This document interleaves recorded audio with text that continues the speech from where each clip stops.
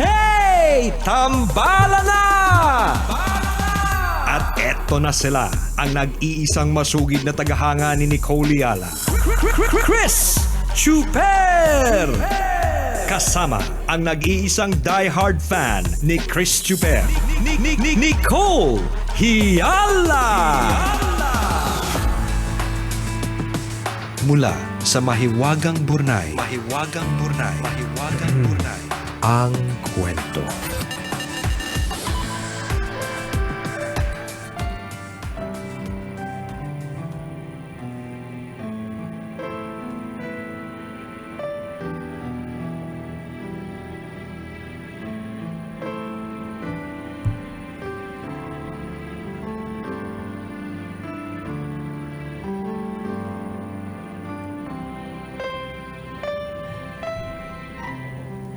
Isang mapagpalang umaga sa inyo, Nicole and Chris. Pati na rin sa lahat ng nakikinig at nanonood sa inyo. Tawagin niyo na lang ako sa pangalang Kate, 29 years old, at isa sa mga bago ninyong tambalanista. Dahil sa Mahiwagang Burnay, naging parte kayo ng bawat umaga ko. 9 months old pa lang ako nang mamatay ang papa ko. Nag-asawa ulit ang mama para may makatulong sa pagpapalaki sa aming 3 magkakapatid. Itinuring naman kaming tunay na anak ng stepfather ko at nagkaroon kami ng 3 pang kapatid. Bata pa, isinaksak ko na sa utak ko na kapag pwede na, magtatrabaho ako sa Maynila para makatulong sa pamilya. Kaya naman pagka-graduate ng high school, lumuwas ako ng Manila at namasukan bilang kasambahay. Nag-sales lady din ako. Nagpalipat-lipat ako ng trabaho hanggang makuhang tindera sa palengke. Dito ko nakilala si Ron. He's 10 years older than I pero mabait siya sa akin. Palagi niya akong kinukumusta at binibilahan ng pagkain. Nanligaw siya at dahil wala pa akong karanasan sa pagbo-boyfriend, nadala ako sa matatamis niyang salita at sinagot ko. Kinausap ako ng amo ko at sinabing may asawa at anak si Ron sa probinsya. Inamin sa akin ni Ron ang totoo. Nagawa lang daw niyang itago sa akin na may asawa siya sa abroad at mga anak sa probinsya dahil mahal na mahal daw niya ako. Nakiusap na wag ko siyang iwan. Dahil mahal ko, pumayag akong maging kabit. Na-share ko sa mama ko ang sitwasyon ko. Hindi na ako nagulat nang magalit si mama at pinauwi ako ng probinsya. Mabuti na rin para lubusan ko ng makalimutan si Ron. Mahirap kasing iwasan kung araw-araw ko siyang nakikita. Ilang araw pa lang akong nakakauwi ng probinsya nang magloko ang cellphone ko. Pinaayos namin ni Mama sa cellphone repair shop sa bayan. Mabilis namang naayos ng technician pero nang tanungin ko kung magkano, hindi ako pinagbayad kahit piso. The next day, may nag-text sa akin. Ma'am, okay na po bang cellphone mo? Nakuha ng cellphone technician ang number ko. Kim daw ang pangalan niya. Naging madalas ang pagpapalitan namin ng text messages at kalaunan, nagtawagan na din. Dinalaw niya ako sa bahay at nagpaalam sa mga magulang ko na manliligaw siya. Dahil mabait at seryoso siya sa akin, sinugot ko.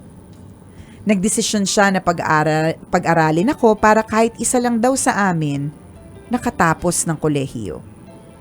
Kinabahan ako sa gastos kasi hindi naman kalakasan ang kita ni Kim sa cellphone repair shop. Hindi siya ang may-ari ng pwesto at may porsyento lang siya kapag may nagpapagawa. Dahil mapilit at sinabing kakayanin niya, nag-enroll ako ng college. Sinagot niya ang tuition at allowance ko. Binalhan niya ako ng laptop para hindi na ako abutin ng gabi sa computer shop habang gumagawa ng schoolwork. Hindi lang yun. Binili niya ang stepfather ko ng bangka para may pagkakitaan. Ginawa ni Kim lahat para kumita ng extra. Pagkatapos mag-duty sa cellphone repair shop, sumasideline siya na electrician kahit gabi na. When I was about to graduate, kinausap ng mama ko si Kim. Siya daw dapat ang sumama sa akin sa pag-akyat sa entablado. Hindi pumayag si Kim at sinabing, si mama ang kasama ko na aakyat sa stage sa graduation. Naiyak si mama kasi ako lang ang anak niya na nakapagtapos ng kolehiyo. We got married after I graduated. 1 month after ng kasal, nagtayo kami ng maliit na tindahan sa bayan. Sa ngayon, makalipas ang 3 taon, may 2 na kaming tindahan at may sarili na ring bahay. Wala pa kaming anak pero alam ko na darating din sa tamang panahon. Wala na akong mahihiling pa sa asawa ko. Araw-araw kong nararamdaman kung gaano niya ako kamahal. Siya ang naghuhugas ng plato, naglilinis ng bahay at naglalaba. Ayaw daw niya kasi na napapagod ako. I am thankful kasi sa kabila ng pinagdaanan ko, sa kabila ng pagkakasala ko, God blessed me with a blissful married life that I used to just imagine. Salamat sa pagbasa ng aking sulat, tambalan. Ang inyong tambalanista, Kate.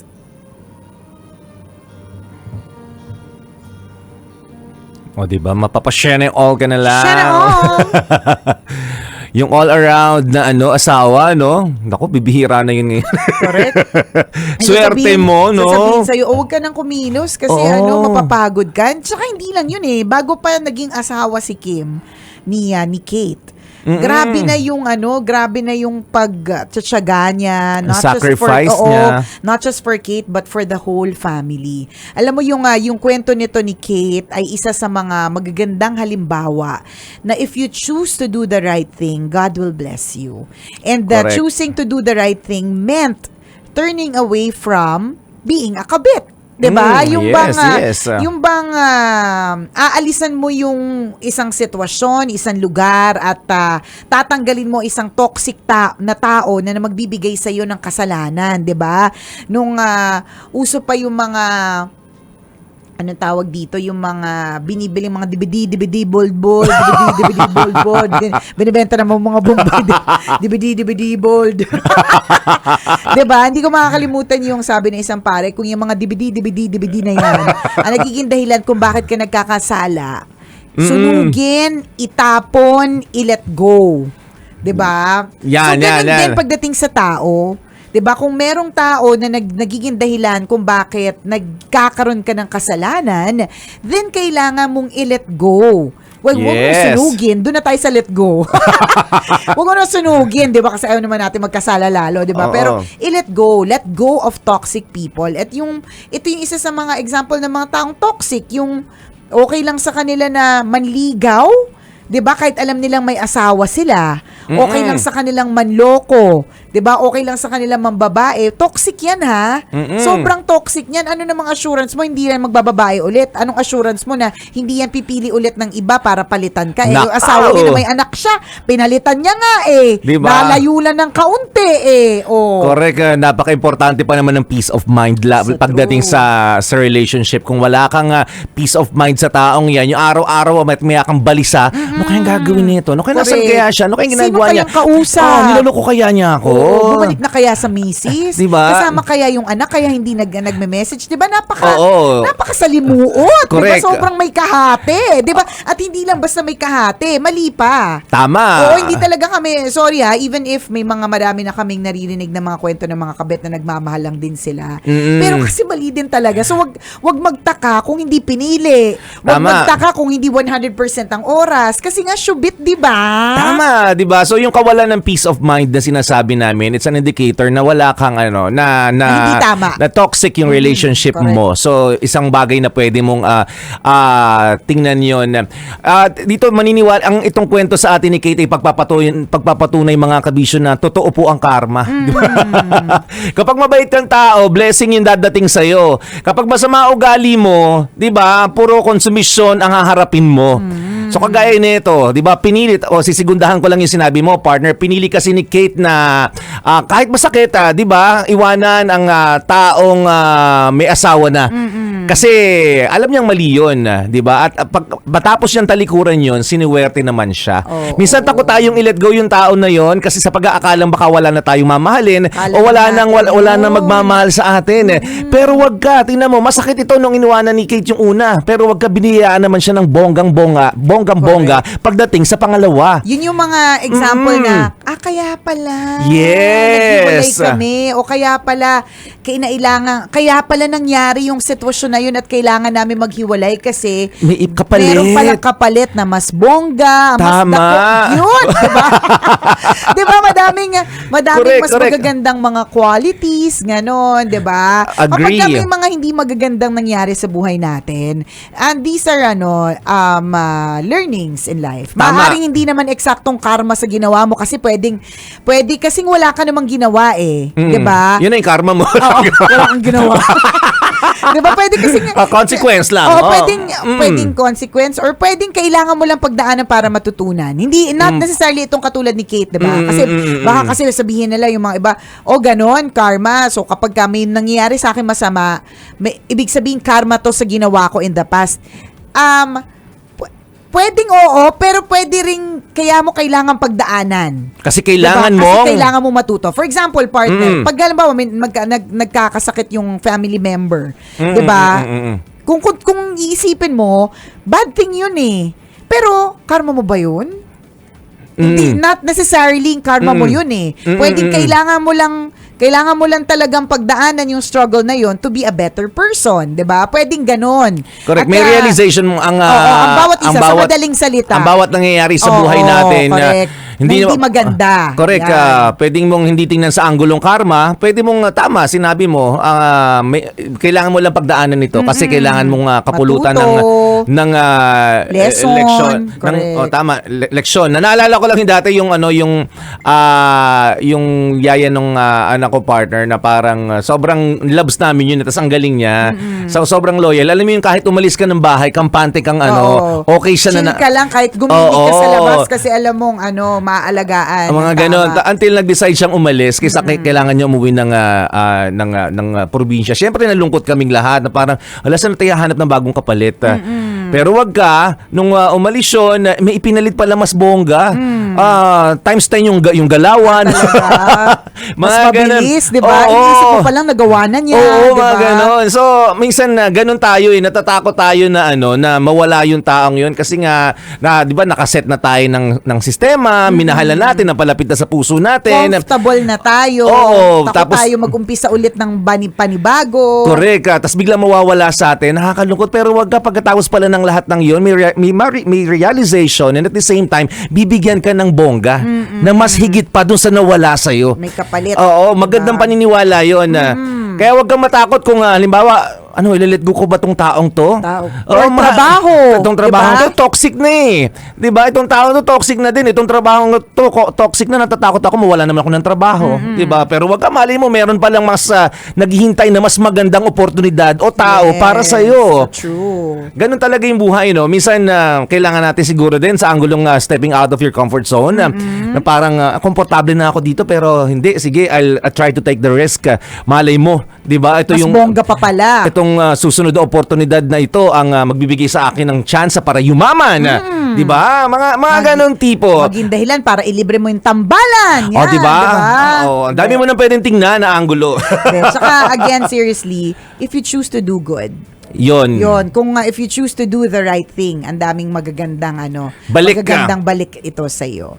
So yan, very good, 'di ba? Happy life, happy wife, happy life. Itong si Kate, very good ka diyan, 'di ba?